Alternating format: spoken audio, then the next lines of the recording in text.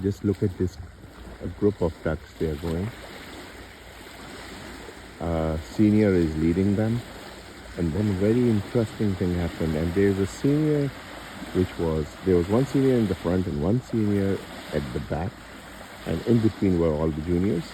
And then this one stopped, the rear one, because there are 3 juniors left. And she started waiting while the rest have gone already. This is incredible.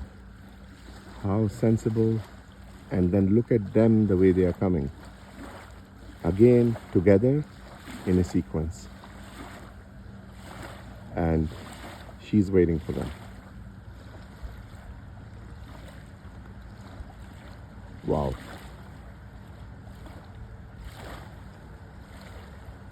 I think humans have to learn something here.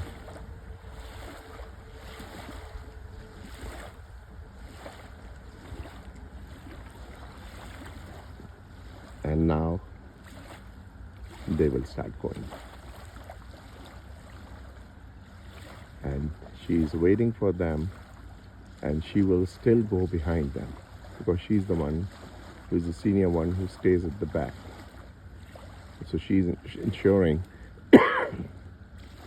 that all the family goes. Incredible.